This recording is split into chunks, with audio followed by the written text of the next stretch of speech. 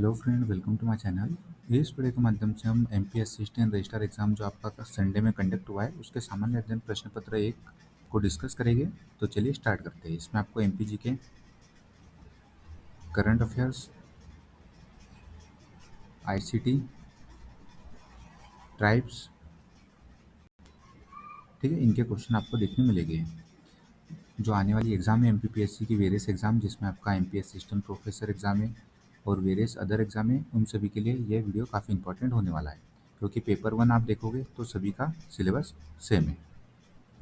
ठीक है, 5 यूनिट है, 5 यूनिट सभी में कॉमन है पेपर 1 के लिए। फर्स्ट क्वेश्चन देखते हैं। आदमगढ़ शिलाश्रय का उत्खनन प्रथम बार किस सन में कराया गया था? तो आदमगढ़ का लोकेटेड है, ये है आपका नर्मदापुरम जिले में। इसका उत्खनन प्रथम बार कराया गया था 1960-61 में। Option C is correct. ठीक है। Second question, Amarkantak thermal power plant कोयले की सप्लाई कहाँ से होती है? तो इसका जो करेक्ट आंसर हो जाएगा अमलई और चचई की खदान से। ठीक है। आउट ऑफ 50 क्वेश्चन आपके कितने क्वेश्चन करेक्ट हुए हैं आप बताइएगा। ठीक है, या आपने कितने अटेम्प्ट किए और आपके कितने करेक्ट हुए हैं कमेंट बॉक्स में ज़रूर बताइएगा। ठीक है, कुछ क्वेश्चन आपको लगभग 7 से 10 क्वेश्चन डिफिकल्ट श्रेणी के आपको देखने मिलेंगे, तो उसकी भी हम चर्चा आगे करेंगे। अमरकंटक थर्मल पावर प्लांट को जो कोयले की सप्लाई होती है बेसिकली अमलई और चचई की खदान से होती है। थर्ड क्वेश्चन, ये रिपीटेड क्वेश्चन है। नोहडोरा जो कि गोंड जनजाति में दीवार पर अलंकरण का कार्य किया जाता है, उसे नोहडोरा कहा जाता है और ये रिपीटेड क्वेश्चन है। तो इसका जो करेक्ट आंसर हो जाएगा ऑप्शन सी। मध्य प्रदेश की जनजातियों में नोहडोरा क्या है? बेसिकली दीवार अलंकरण। ये देखिए, ये क्वेश्चन रिपीट हो सकता है। नया क्वेश्चन फ्रेम किया गया है। बुंदेलखंड में कन्याओं के सम्मान में मनाया जाने वाला पर्व कौन सा है? तो आप बुंदेलखंड के जिलों की डिस्ट्रिक्ट वेबसाइट विजिट करोगे तो वहाँ आपको हरिजोत पर्व का उल्लेख मिलेगा। ठीक है, बुंदेलखंड में जो कन्या है उनके सम्मान में मनाया जाने वाला पर्व है हरिजोत पर्व। इसका जो आंसर होगा ऑप्शन बी।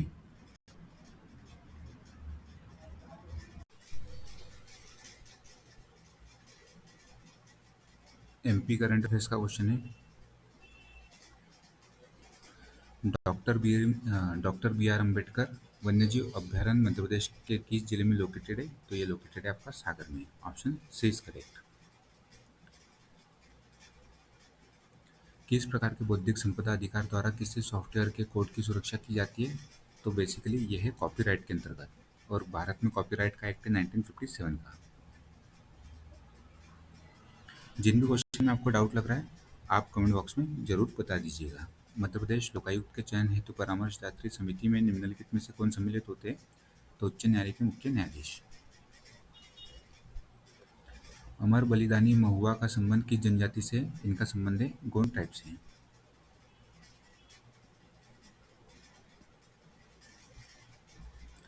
ये आपको आईसीटी से संबंधित क्वेश्चन देखने मिलेगा।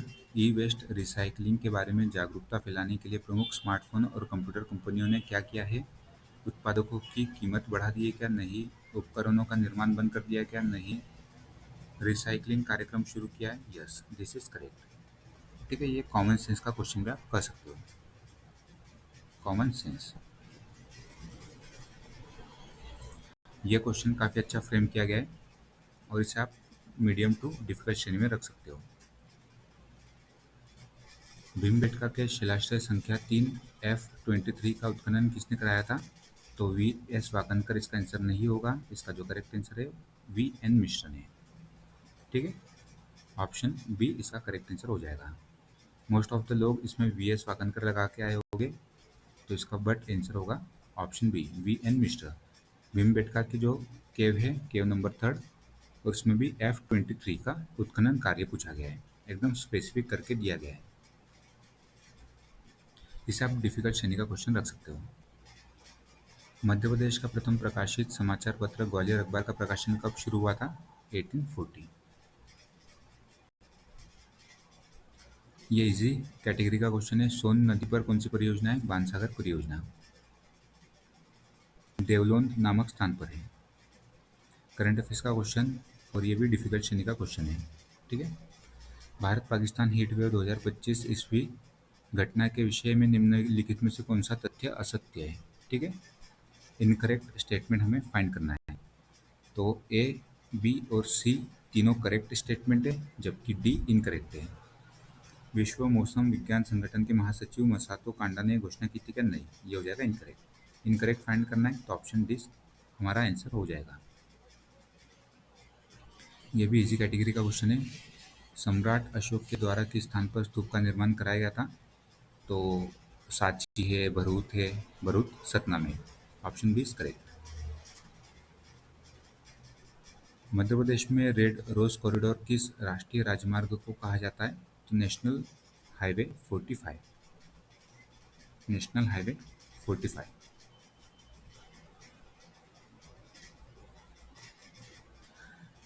इकोनॉमिक सर्वे हमने कवर किया था, तो वहाँ से एक क्वेश्चन पूछा गया है। मध्य प्रदेश के आर्थिक सर्वेक्षण 2025-26 के अनुसार वित्तीय वर्ष 2025-26 में वित्तीय वर्ष 2024 की तुलना में सकल राज्य घरेलू उत्पाद में कितने प्रतिशत की वृद्धि अनुमानित है? तो 11.14 इसका करेक्ट आंसर हो जाएगा percent. Option B is correct. Economic survey में क्लियरली ये मेंशन है, जाके आप देख सकते हो। जनजातीय लोक कला एवं बोली विकास अकादमी मध्य प्रदेश का संबंध है? संस्कृति संचालनालय मध्य प्रदेश शासन। Option D is correct. Nimar के फारूकी वंश का संस्थापक Malik Ahmad Raja Faruqi. Option A is correct.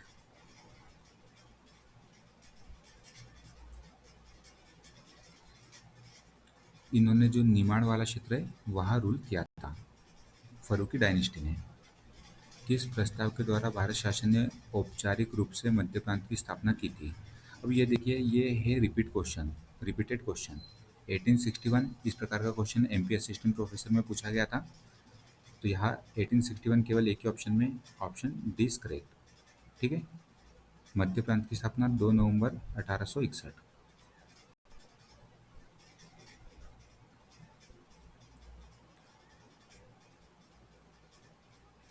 Next question यहाँ से आप देख सकते हो।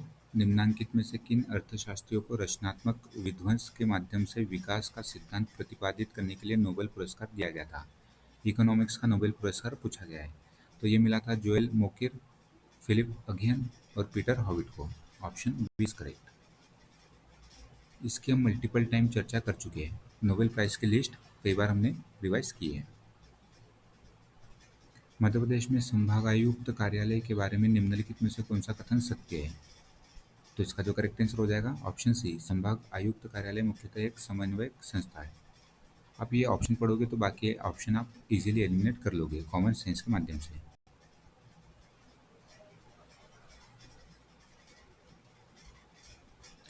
जनगणना के अनुसार मध्य प्रदेश में वर्ष 2001 से लेकर 2011 के मध्य महिला साक्षरता दर में कितने प्रतिशत की वृद्धि हुई थी? तो आई थिंक 2001 में 51% थी महिला साक्षरता दर, और लेटर ऑन 2011 में 59% हो जाती है। तो लगभग 8% का इंक्रीज देखने मिलता है। 8 से 10% की बनती है। कौन सा युग्म सही सुमेलित नहीं है? चूलिया जलप्रपात चंबल पे, ना कि पेनगंगा पे। माध्यमिक स्तर क्लास 6 से लेकर 8 पर वर्ष 2024-25 में मध्य प्रदेश राज्य में कुल शाला त्याग दर क्या थी? ड्रॉप आउट रेट के बारे में पूछा गया है। ये भी इकोनॉमिक सर्वे में आपको मेंशन मिलेगा, 6.3%। B2C क्या है? तो इंग्लिश में भी देख सकते हो आप इसे, B2C, बिजनेस टू कस्टमर। ठीक है, व्यवसाय से ग्राहक। मध्य प्रदेश में जो राज्य सूचना आयुक्त होते हैं उनके वेतन भत्ते एवं सुविधाएं निम्नलिखित में से किस अधिकारी के समकक्ष होती है? मुख्य सचिव के। अब यहाँ पे आपने प्रीवियस ईयर पेपर सॉल्व किए होंगे, तो रॉक फॉस्फेट आपको पता है झाबुआ में है, और जो स्लेट है वो मंदसौर में है। ये दोनों रिपीट हो चुके हैं। ग्रेफाइट बैतूल में और फेल्सपार जबलपुर में। ठीक है, मैच ऐसे से आप कर लीजिएगा।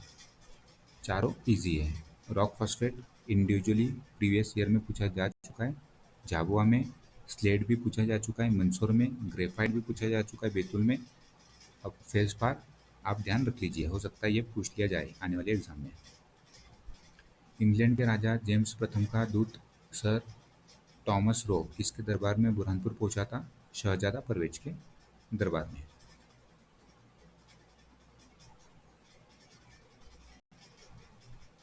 मध्य प्रदेश की वनोपज बांस का राष्ट्रीयकरण वर्ष कौन सा है?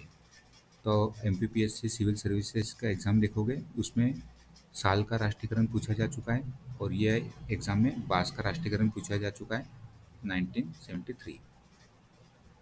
एक क्वेश्चन आपसे पूछ रहा हूँ, वनों का राष्ट्रीयकरण मध्य प्रदेश में कब हुआ है? वनों का नेशनलाइजेशन,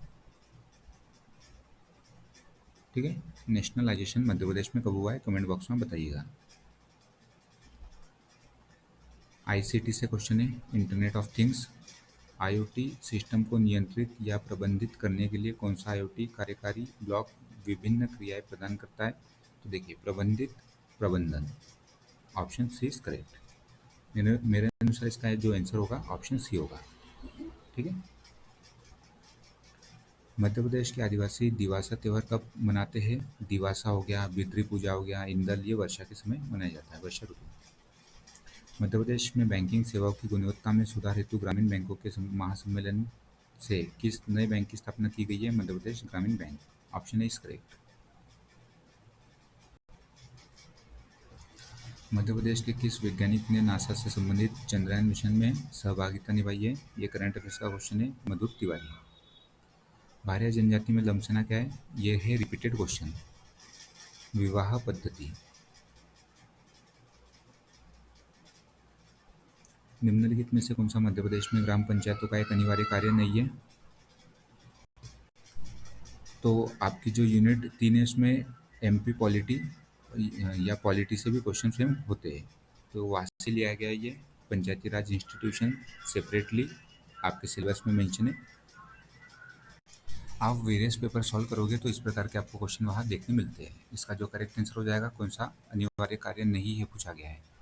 मध्य प्रदेश में ग्राम पंचायत के एक अनिवार्य कार्य के रूप में कौन सा नहीं है? तो सहकारिता का परिवर्धन करना, ये कार्य नहीं होता है। उज्जैन स्थित 24 खंबा क्या है? ये एक टेम्पल है।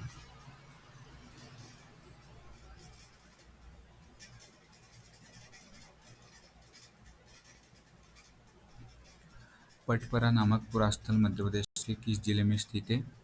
यह है आपका सीधी जिले में। मध्य प्रदेश का क्षेत्रफल देश के कुल क्षेत्रफल का कितना प्रतिशत है? 9.38%। पर्यावरण का संरक्षण एवं संवर्धन एक डीपीएसपी भी है और फंडामेंटल ड्यूटी भी है।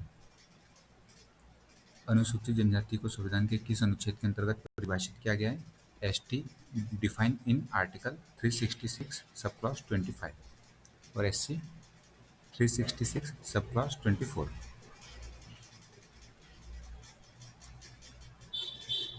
समृद्ध मध्य प्रदेश विजन 2047 में महिला श्रम बल भागीदारी को कितने प्रतिशत तक बढ़ाने का लक्ष्य निर्धारित किया गया है? 70, option D is correct. Madhya Pradesh के कुल गेहूं उत्पादन में आर्थिक सर्वेक्षण 2025-26 के अनुसार मध्य प्रदेश की प्रतिशत भागीदारी है लगभग 20%। संत सिंगाजी का संबंध है निमाड़ क्षेत्र से। मध्य प्रदेश में वर्षा के लिए मुख्यतः कौन सा मानसून उत्तरदायी होता है? उत्तर पूर्वी होता है क्या? नहीं। दक्षिण पश्चिमी होता है क्या? यस। दक्षिणी पूर्वी नहीं, उत्तर पश्चिमी नहीं, ठीक है। दक्षिणी पश्चिमी जो शाखा है उसके माध्यम से मध्य प्रदेश में मानसून वर्षा होती है। मध्य प्रदेश में गणगौर पर्व कब मनाया जाता है? मेनली मार्च में, चैत्र माह। कौन सा नियम यह बताता है कि उपयोगकर्ता के संग्रहित डेटा को कोई अन्य व्यक्ति यहाँ तक कि ऑपरेटर भी नहीं देख सकता है और नहीं बदल सकता है? तो इसमें कहीं आपको आंसर उपयोगकर्ता के संग्रहित डेटा की गोपनीयता, प्राइवेसी, और कहीं कहीं आपको मिलेगा प्रमाणीकरण या अधिकृत करना, ठीक है। इसमें मैं क्वेश्चन मार्क लगा देता हूँ। मोस्ट प्रोबेबल इसका आंसर होना चाहिए ऑप्शन बी। विलुप्त होती जनजाति गुदना प्रथा इस पुस्तक के लेखक कौन है? तो ये नई बुक है, पूछी जा सकती है, ठीक है। इसके जो लेखक है वे है बसंत निर्गुणे। डिफिकल्ट श्रेणी का क्वेश्चन, 2024-25 में मध्य प्रदेश में टसर कोकून उत्पादन था 17.57 लाख। भारतीय संविधान के अनुच्छेद 334 में क्या है? जो 10 साल के लिए रिजर्वेशन बढ़ाया जाता है राजनीतिक प्रतिनिधित्व से संबंधित। ठीक है, जो लोकसभा और विधानसभा में SC ST के लिए 10 साल के लिए जो रिजर्वेशन बढ़ाया जाता है वो आर्टिकल 334 में अमेंड करके ही बढ़ाया जाता है। तो ये जनजातियों के राजनीतिक प्रतिनिधित्व से संबंधित है आर्टिकल 334। लास्ट क्वेश्चन मार्च 2026, ये भी डिफिकल्ट क्वेश्चन है। मध्य प्रदेश में कुल कितनी मुख्य कृषि उपज मंडियां कार्यरत थी? 259। ठीक है, तो आप देखोगे इस पेपर में डिफिकल्ट क्वेश्चन कौन कौन से हैं। तो देखिए, एक क्वेश्चन ये डिफिकल्ट है, एक ये है, इसे आप मॉडरेट लेवल का रख सकते हो।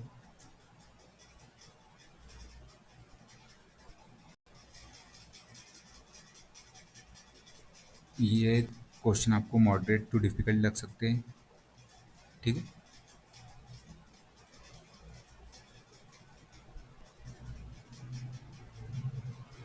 ये क्वेश्चन शायद ही आपने पढ़ा हो करंट अफेयर्स में, ये आपको डिफिकल्ट लग सकता है।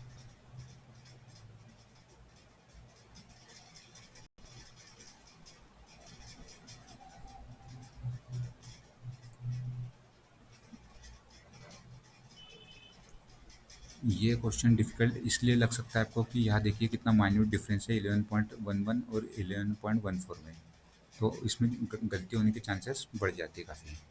तो मॉडरेट टू डिफिकल्ट लग सकता है।